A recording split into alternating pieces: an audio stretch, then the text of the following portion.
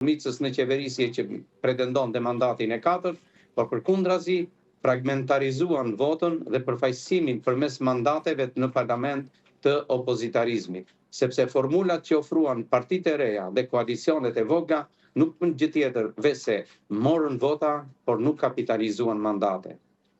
E qartë, po kjo është edhe për shkak të sistemit, megjithatë,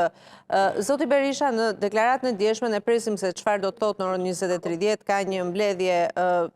ulte dhe të jashtëzakonshme Partia Demokratike, pra në deklaratën e djeshme i cilësoi ndërhyrja më e dhunshme në zgjedhje, grabitja e zgjedhjeve, përmendi mosnjohje të zgjedhjeve, por kam idenë që nuk e definoi si koncept dhe si qëndrim përfundimtar mosnjohjen e zgjedhjeve, bëri me dje që do të ketë një protest pas 2 ditësh dhe i pyetur nëse do të largohej, tha unë e nisa, unë do ta bitis këtë betejë.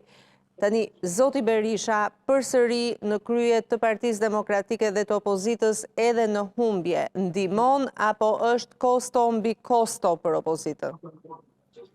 Janë 2 deklarata të bëra në pikun e momentit zgjedhor në nivelet e larta të politikës dhe kryesisht 2 prej protagonistëve kryesor të saj, zoti Berisha dhe zoti Rama. Zoti Rama një ditë para votimit u shpreh se unë e vendos kur do të largohem, ndërkohë që zoti Berisha përdori shprehjen unë e nisa dhe unë do ta bitis. Këto në vetvete nuk janë pohime thjesht që reflektojnë një qëndrim prej protagonistit, por këto kanë një kuptimsi politike dhe domethënie për pozicionet që këta 2 protagonistë kanë në skakierën politike dhe në vendimarrjet e rëndësishme të 2 kapeve kryesore me të cilët janë lidhur 2 establishmente politike të vendit. Në rastin konkret, zoti Berisha është në pozitën më të vështirë